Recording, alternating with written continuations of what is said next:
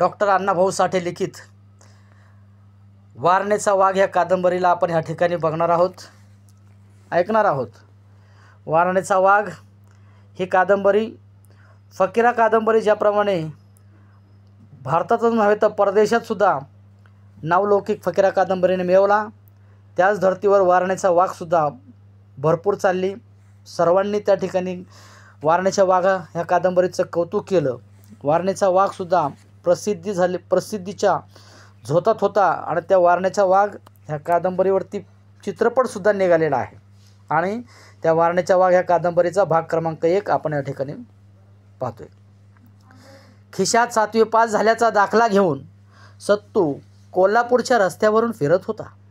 एखाद्या दुकानात तो दाखला दाखवताच मुणिमाची नोकरी मिळणं कठीण नव्हतं, पण काहीतरी आचाट करावं, चांगली नोकरी धरावी, नावलौकिक नि पैसा मिळवावा असं त्याला वाटत होतं। तो दुकानापुढं उभा राहून दुकानदाराचं तोंड पाहत होता आणि पुढं सरकत होता। कसली नोकरी नि कुणाकडे मागावी हे त्याला कळत नव्हतं। तो एका दुकानापुढं येऊन थांबला आणि माणसं निहाळू लागला।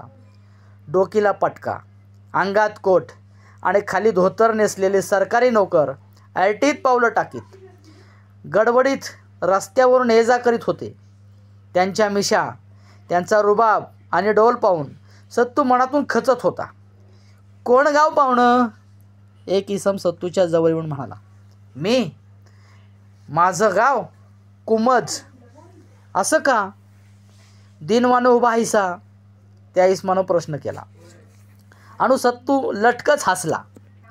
नोकरी मिळावी म्हणून आलोय, कुठं चांगली नोकरी मिळेल का? माझं नाव दादू मांग, मी पन्हाळगडाचा। मी सरकारच्या कुत्तरखान्यावर अधिकारी आहे। सरकारची सारी कुत्री माझ्याच ताब्यात आहे ती। बाबा, तू तरणाटाट आहेस, तुला चांगली नोकरी मिळेल, चल माझ्या संग, दादू आयटीत म्हणाला। दादूच्या पिळदार मिशा, पटक्यातून दिसणारे टाळू, गोरा रंग आणि अंगातील जॅकेट पाहून सत्तूची वाचात बंद झाली। तो दादू मागं चालू लागला, मी 15 वर्ष सरकारची नोकरी करतो या। मी जातीनं वांग आहे। मला 2 बायका आहेत, घरात 2 म्हशी, 1 गाय, 2 गाढवं आणि 1 रागू आहे। छत्रपतींची सारी कुत्री माझ्याच ताब्यात आहे ती। कंच्या कुत्रीनं किती पिल्लं काढावी ते माझ्या हातात आहे। मी तुम्हासनी झकास नोकरी लावून देतो, माझं नाव काढा, केव्हा बी गरज पडली तर माझ्याकडे या। दादू मांग एकटाच बोलत होता आणि सत्तू ऐकत त्याच्या मागून चालत होता। ते दोघे एका लष्करी कचेरीवर येऊन थांबले।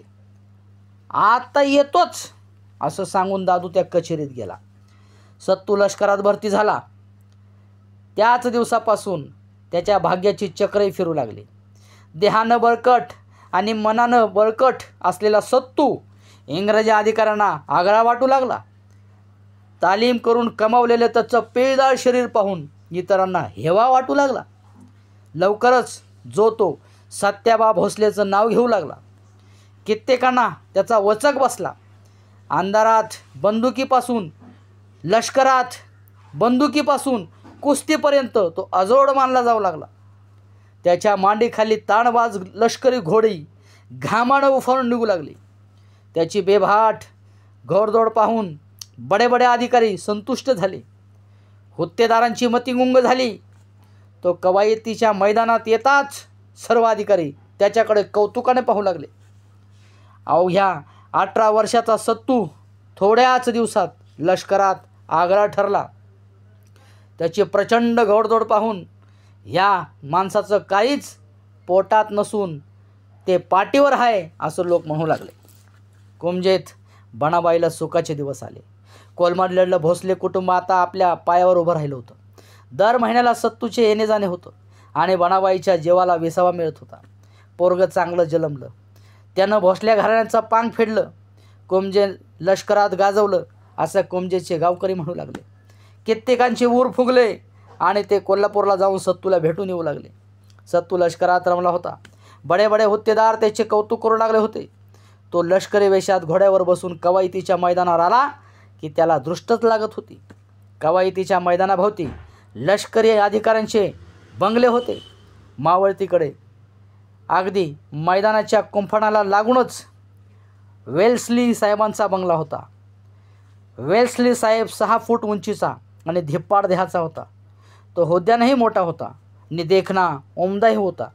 तो 7 समुद्रापलीकडून इकडं आलेला होता आणि त्यानं आपल्या लाडक्या लेकीला आपल्याबरोबर आणलेलं होतं. मेरी तिचं नाव. नुकतीच वयात आलेली होती. तिला आता 16वं वर्ष लागलं होतं. तीही बापासारखीच देखणी होती. तिचा बांधा भरदार होता. नाक सरळ आणि नोकदार होतं. ओठ रेखीव होते आणि तिचे निळे डोळे पाणीदार होते. तिच्या गोऱ्या गालावरचं हास्य कधीच मावळत नसे. तिच्या रेशमासारखे कुरळे केस मनाला भुरळ घालीत. मेरी बाहेर पडली की पाहणाऱ्यांचे डोळे दिपत होते. बडे बडे लष्कर अधिकारी मेरीसाठी झुरत होते. तिनं एकदाच आपल्याकडं पाहावं, हसावं म्हणून त्यांचा जीव तुटत होता. तिच्या प्रत्येक हालचालीत मोहकता भरलेली होती. कवायत सुरू झाली की मेरी आपल्या बंगल्यापुढील बागेत कवायत पाहत उभी राही. ती बागेत आली की इंग्रजी चिल्लर घर नोकर चेकाळून जात आणि या मेरीनं एकदा तरी आपल्याकडं पाहावं असं त्यांना वाटे. मेरीची नजर मात्र एकट्या सत्तूवर स्थिरावे. तो मैदानात आला की त्याची प्रत्येक हालचाल ती पाहत होती. त्याचा पेदार देह, तडफदार वृत्ती, घोड्यावरचा कब्जा, त्याची घोडदौड पाहून ती मनातून संतुष्ट होई. संतूचा साहसी स्वभाव, देखणा चेहरा आणि बिलवरी देह पाहून ती नकळत त्याच्याकडे आकर्षित झाली होती. दादूच्या व सत्तूच्या घोडदळ प्रमुखांची बदली झाली. जुना अधिकारी जाऊन जॅकेट त्याच्या जागेवर रॉबर्ट नावाचा अधिकारी बदलून आला. हा आडव्या हाडाचा आणि रुंद चेहऱ्याचा तरुण अधिकारी भलताच कडव्या शिस्तीचा होता. तो मैदानात आला की त्याच्या डोळ्यात निखारे फुलत. तो एकदाच शब्द बोले पण तेवढ्याच सैनिकांची पाचावर धारण बसे. कवायत सुरू झाली की तो कधीच हसत नसे. आपण जेथे आहोत याच गुरमीत तो सदा वावरत असे. एखाद्या सैनिकाची किंचित जरी चूक झाली तरी त्याला रॉबर्ट धाऱ्यावर धरी. उद्धट, हेकट आणि चिडकोर म्हणून लवकरच त्याची ख्याती झाली. रॉबर्ट कवायतीच्या मैदानावर आला की प्रथम वेल्सलीच्या बंगल्याकडे पाही. बागेत मेरी दिसली की तो उग्र चेहऱ्याचा माणूस एकाएकी शांत होऊन हसत हसत मेरीकडे जाई. तिला अभिवादन करून, काही विचारपूस करून पुन्हा हसत परत येई आणि मैदानात येताच तो पेसाळल्यासारखा वागे. त्याच्या अंगात जणू सैतानाचा संचार होई. हिंदी सैनिकांना तो कसपटा समान लेखी आणि मेरीकडे पाहत त्याचा अपमान करी आणि वाघाप्रमाणे गरजून हुकूम सोडे. सकाळ झाली होती. मैदानावर शिपाई शिस्तीत उभे होते. घोडी जागीच नाचत होती. त्यांचे पाय जमिनीवर ठरत नव्हते. सत्तू आपल्या घोड्यावर तयार होता. आपल्या अवखळ घोड्याला आवरीत होता. बागेत मेरी उभी होती. त्या अधूनमधून सत्तूकडे नजर फिरवित होती. रॉबर्ट आला. आल्या आल्या त्याने मेरीकडे पाहिलं. किंचित मान वाकवून तिला अभिवादन करून तो गरकन फिरला आणि अंगात आल्यासारखं करीत त्यानं हुकूम सोडायला सुरुवात केली. कवायतीला सुरुवात झाली. घोडी दौडू लागली. त्यांच्या टापांनी मैदान हादरू लागलं. सत्तूच्या घोड्याच्या खुरात जणू वीज संचारली होती. तो तुफान वेगानं धावत होता. सत्तूच्या पाठीवर सहज बसला होता. सत्तू घोड्याच्या पाठीवर सहज बसला होता. घोडं मैदानात वर्तुळाकार वेढे काढीत वाऱ्यासारखं पळत होतं आणि मेरीची नजर गिरक्या घेत होती. मध्येच रॉबर्टनं हुकूम सोडला, चला या लक्कडकोटावरून एक एक घोडं उडवून आणा. हा येथे खंदक आहे असं समजा आणि त्या खंदकात शत्रू आहे. जा आणि भरगाव या. सर्व घोडे एकत्र येऊन एका ठराविक जागी थांबले आणि एक एक घोडं दौडत येऊ लागलं. मेरी चकित होऊन पाहत होती. घोडी येत होती, काही तिरपडत होती, काही लक्कडकोडाला बगल देऊन पुढं जात होती, काहींनी पाठीवरच्या स्वारांना फेकून दिलं होतं. आणि मग सत्तू आला. अगदी काबूतवार यावं तसा आला. लक्कडकोट जवळ येताच तो ओरडला, चला, आणि त्याचं घोडं ताडकन उडलं आणि लक्कडकोटावरून पुलाकडे गेलं. त्याला स्वतःचा वेग आवडता आला नाही. ते तसंच पुढं गेलं. जाऊन मेरीच्या बागेला भिडलं. सत्तूजवळ आलेला पाहताच मेरी 2 पावले पुढे सरकली आणि तिनं टाळ्या वाजवीत हसत हसत सत्तूचं कौतुक केलं. तो प्रकार पाहून रॉबर्ट भडकला. तो भुवया चढवून नकारार्थी मान हलवीत म्हणाला, नाही, असं नाही चालायचं. तुझं घोडं असं इतकं पुढं जाऊन चालायचं नाही.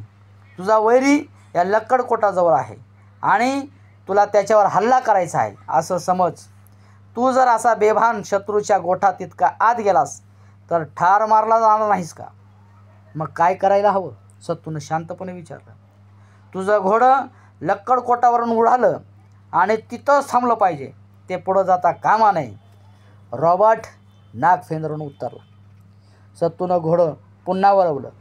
थोडं दूर जाऊन त्यानं पहिल्याच वेगानं लक्कडकोटाकडं दौड केली.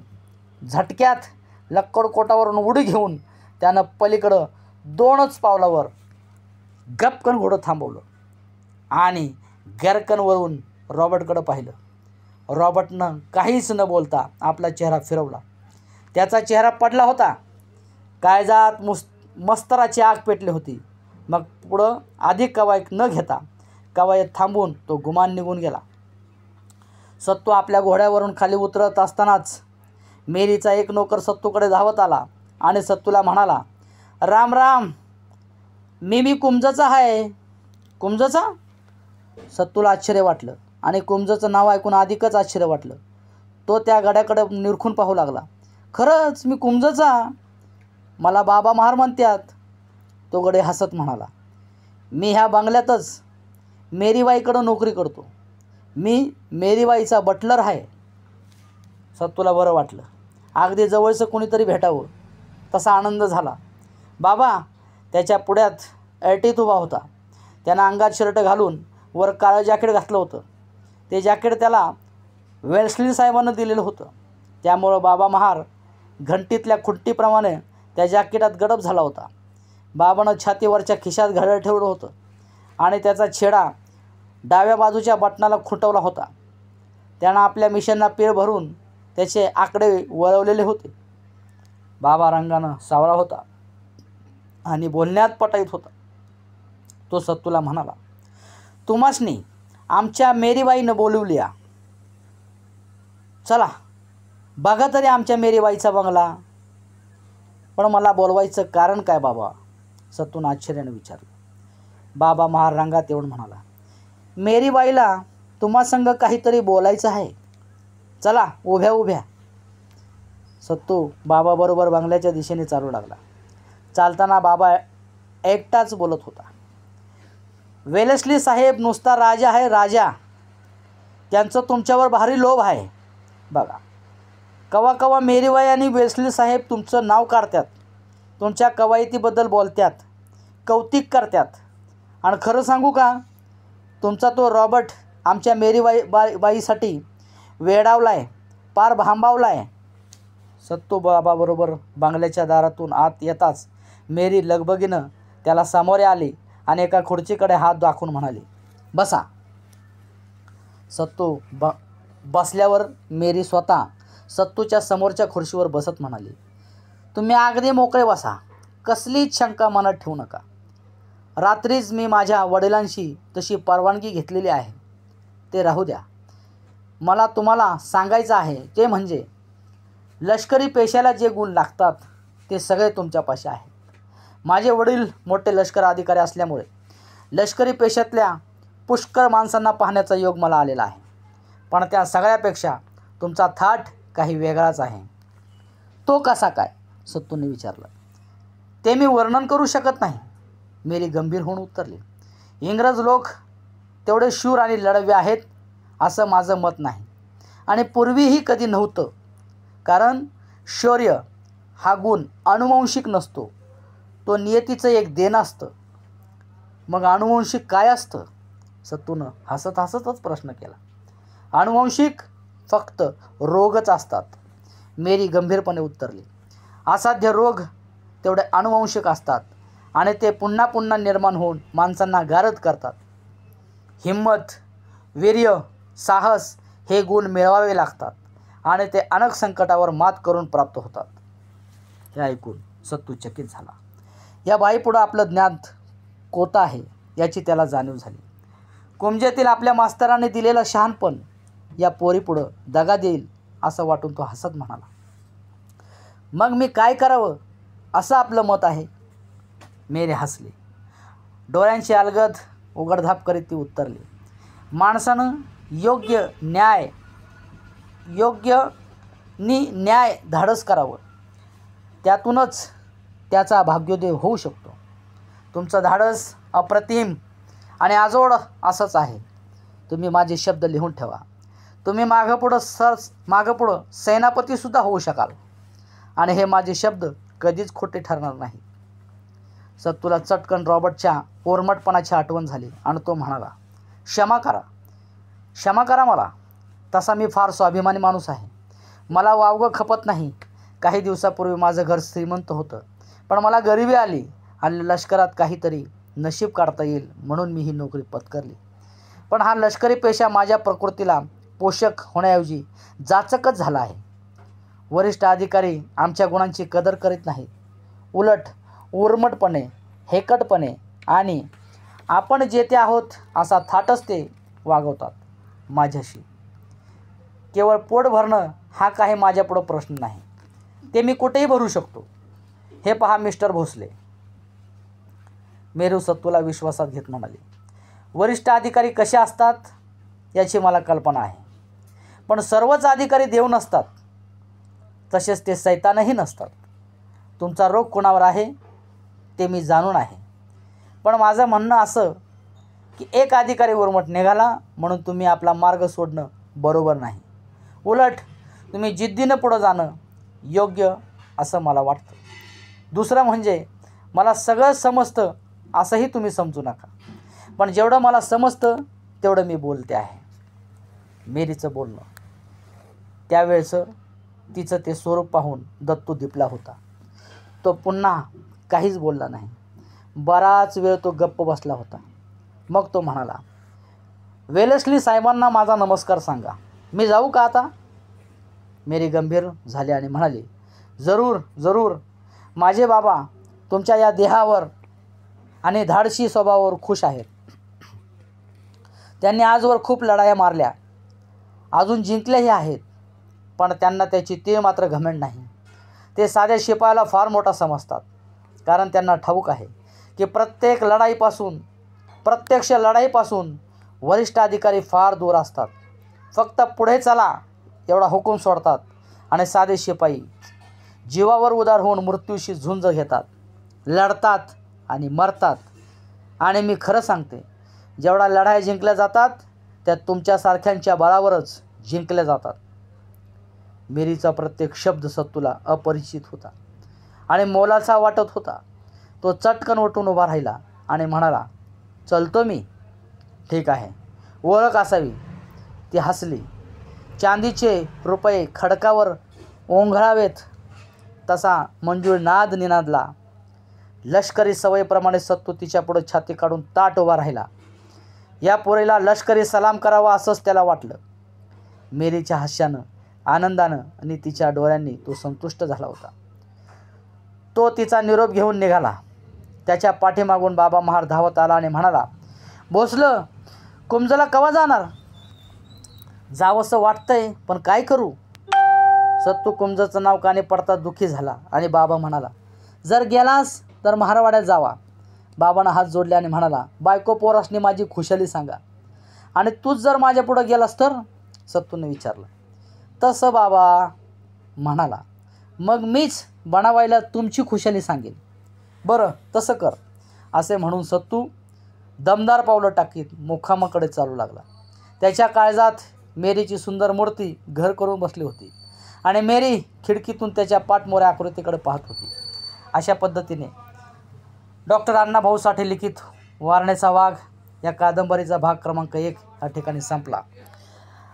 भाग क्रमांक 1 ते भाग क्रमांक 19 असे 19 भागामध्ये वारण्याचा वाघ ही कादंबरी मी आपल्याला ऐकवणार आहे. कारण अण्णाभाऊ साठे हे नुसते साहित्यिक, नुसते लेखक, नुसते कवी राहिले नसून ते एक महापुरुष झाले आहेत. आणि महापुरुष आहेत. महापुरुषांनी काय ठेवा आपल्यासाठी पाठीमागं ठेवलेला आहे. कथा कादंबरीच्या माध्यमातून, त्यांच्या लिखाणाच्या माध्यमातून तो त्यांच्या वारसांनी, फुले शाहू आंबेडकर मानणाऱ्या सर्व विचारधारेच्या लोकांनी आपल्या महापुरुषांचा ठेवा हा जाणून घेतला पाहिजे. त्या ठेव्यामध्ये आपल्याला काय सांगितलेलं आहे, उपदेश काय दिलेले आहेत. आणि अण्णाभाऊ साठे हे बहुजन लेखक सर्व बहुजनांना, बहुजन नायकांना हे उजेडात आणण्याचं काम करतात. कारण त्यावेळी एक ठराविक लोकच साहित्य लिहित होती, कथा कादंबऱ्या लिहित होती. आणि ते लिहिण्याचं काम करत असताना ते एका गल्लीतून, एका माडीतून, वरच्या माडीवर बसून ते साहित्य लिहित होती. पण अण्णाभाऊ हे प्रत्यक्ष लोकात जाऊन, माणसात जाऊन त्यांचे हाल, अपेष्टा, दुःख, त्यांच्या वेदना ह्या जगासमोर मांडण्याचं काम अण्णाभाऊंनी केलं. आणि तो ठेवा ह्या वारण्याच्या वाघ या कादंबरीतून आपल्याला समजणार आहे, तो दिसणार आहे. म्हणून पुढचे भागही आपण पाहण्यासाठी माझ्या ह्या यूट्यूब चॅनलला, प्रोफेशनल सक्सेस अकॅडमी या यूट्यूब चॅनलला पहिलं सबस्क्राईब करा आणि पुढचे भाग आपण न विसरता पहा. कारण आपला वेळ किमती आहे. आपण आपल्या संसारामध्ये, व्यापारामध्ये, कामधंद्यामध्ये एवढं गुंतलेलं आहोत. पण त्यातूनही थोडासा वेळ काढून महापुरुषांच्या ठेवा आपण जाणून घ्याल, समजून घ्याल, ऐकाल एवढीच अपेक्षा करतो.